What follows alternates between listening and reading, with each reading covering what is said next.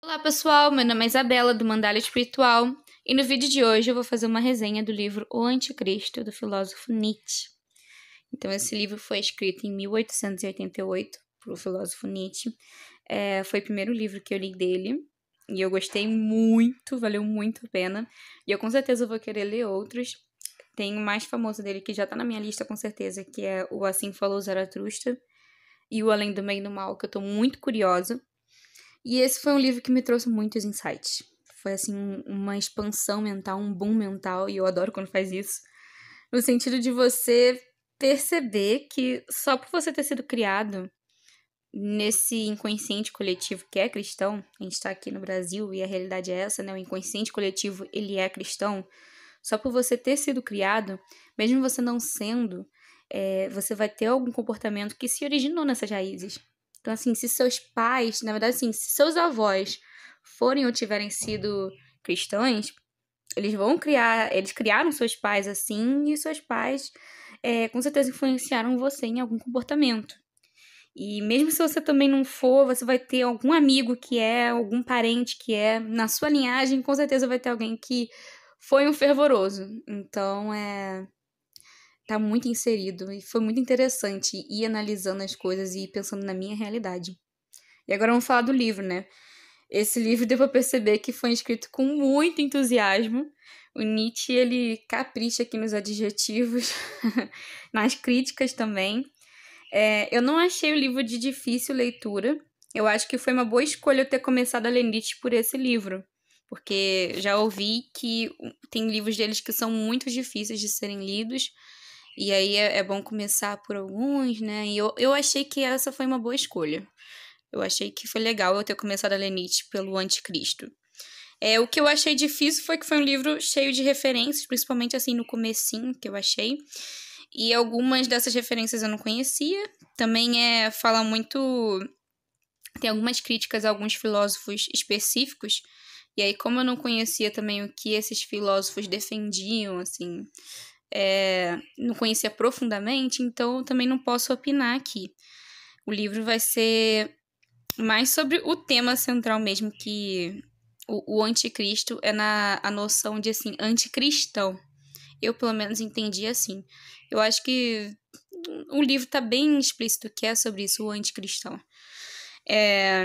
E vamos para algumas afirmações do livro pra gente começar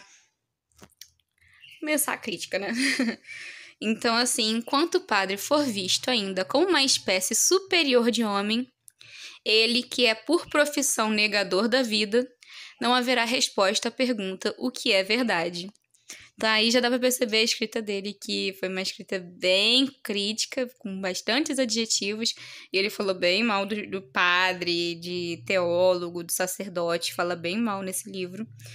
E eu achei interessante colocar essa citação aqui, porque eu não sei se eu já falei, mas as minhas raízes são católicas, eu fui criada no catolicismo, e eu me lembro, na minha infância, de eu ser ensinada a ver o padre como alguém santo, como alguém que não erra, como uma espécie de Deus aqui na Terra.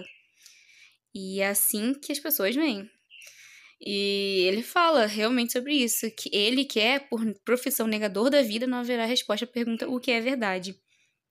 E eu me lembro, né? O cristão, ele não procura a verdade. Eu me lembro de me ensinarem que a única verdade era a verdade que estava na Bíblia. Fora ela, tudo é pecado. E várias vezes aqui ele vai falar sobre essa noção de pecado também. Então, assim, esse vídeo pode ser um vídeo polêmico, mas é o que é ensinado pelo coletivo, não dá pra negar. Próxima citação. A noção cristã de Deus. Deus como Deus dos doentes, Deus como aranha, Deus como espírito. É uma das noções de Deus mais corruptas que jamais apareceram no mundo. Representa, talvez, até mesmo na evolução descendente dos tipos de Deus, o nível mais baixo. Aí a próxima citação, que complementa. Em Deus, o nada divinizado, a vontade do nada santificada. E essa foi uma das principais críticas do Nietzsche durante o livro, né? Essa questão do Deus dos doentes, do nada divinizado. Porque ele diz que são as classes mais baixas da população que procuram por essa salvação. E nela é ensinado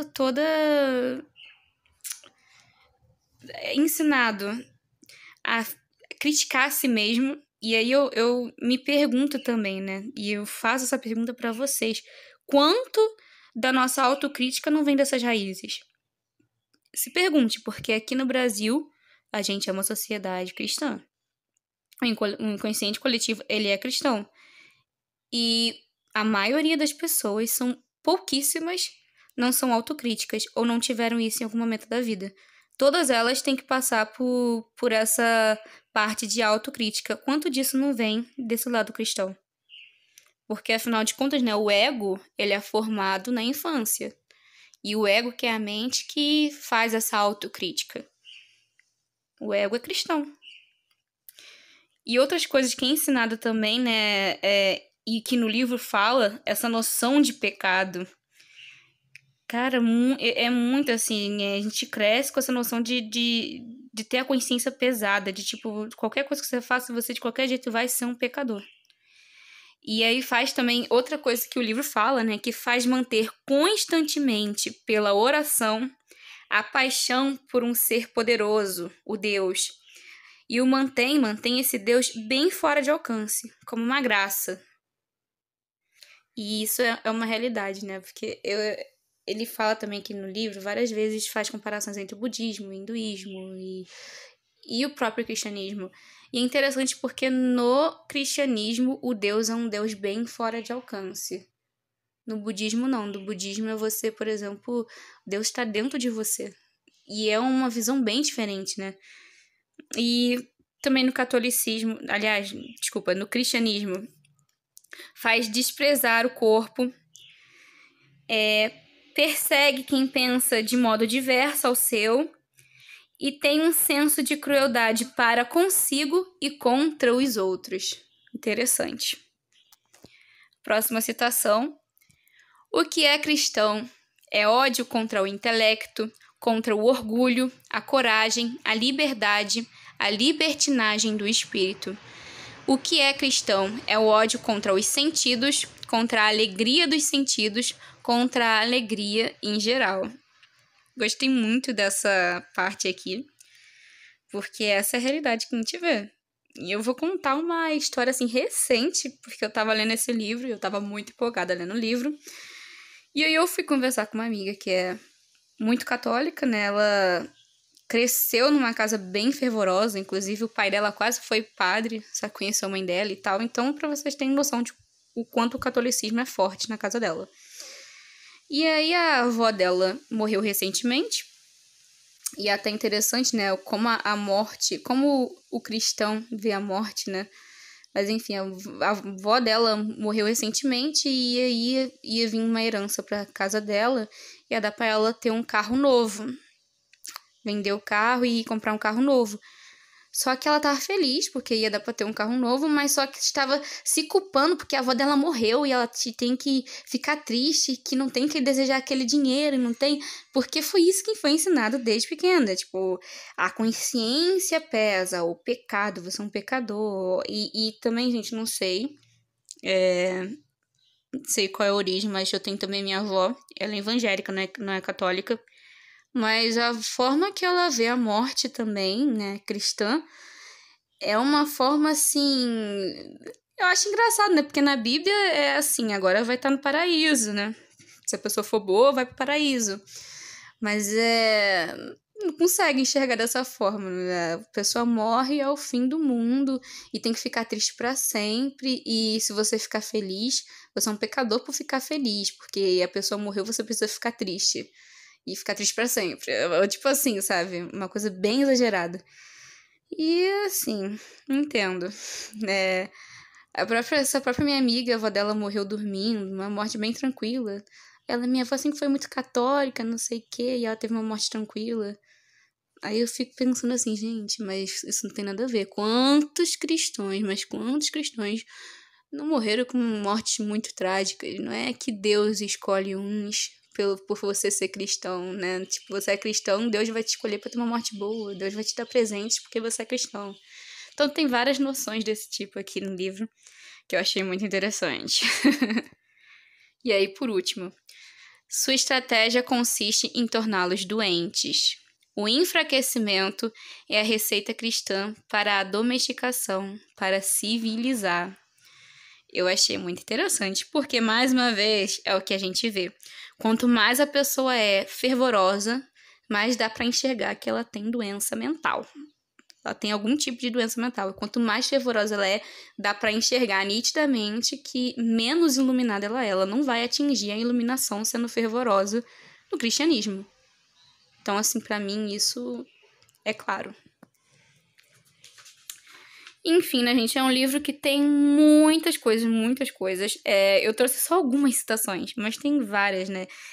Vale muito a pena vocês lerem. E realmente é um livro que traz uma expansão mental, porque faz você pensar em vários aspectos da sua vida e enxergar a história como ela é, né?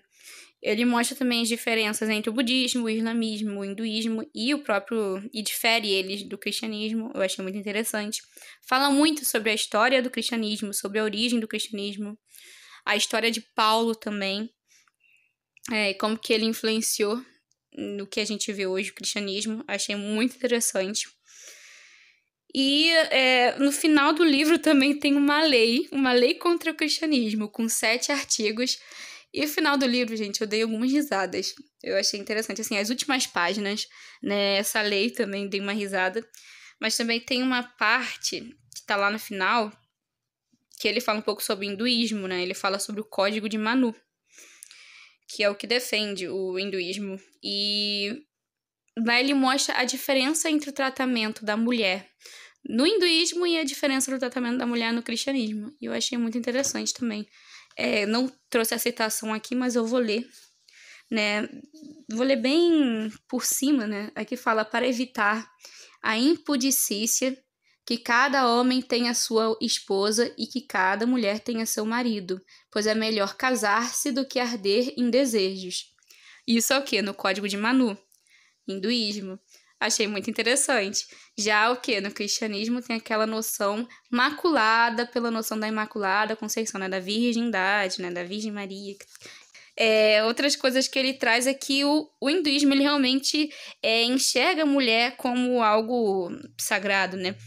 Olha o que ele fala: a boca de uma mulher, os seios de uma donzela, a oração de uma criança e a fumaça do sacrifício são sempre puros. Então, eles enxergam muito o sexo como sagrado, e o cristianismo colocou o sexo como profano. Inclusive, várias vezes aqui no livro, ele fala sobre o quanto o cristianismo tornou a mentira numa verdade e tudo de uma maneira antinatural. Ele é contra a natureza, antinatureza. Então, ele realmente transformou algo que era para ser visto realmente como sagrado, como profano. E essa última passagem que foi a que eu li, para terminar o vídeo, ele falou assim: uma última passagem, talvez também uma mentira sagrada. Isso do Código de Manu, tá? Todos os orifícios do corpo acima do umbigo são puros. Todos aqueles que estão abaixo dele são impuros. Somente na jovem, o corpo inteiro é puro. Aí eu dei umas boas risadas nessa parte, né? Eu acho realmente que foi uma mentira sagrada. Mas aí é o que a gente espera da Terra que inventou o Kama Sutra, né? Enfim, gente, muito obrigada por ter assistido essa resenha. Espero que vocês tenham gostado. Se gostaram, se inscrevam no canal, curta, compartilha. Muito obrigada por ter assistido o vídeo até aqui.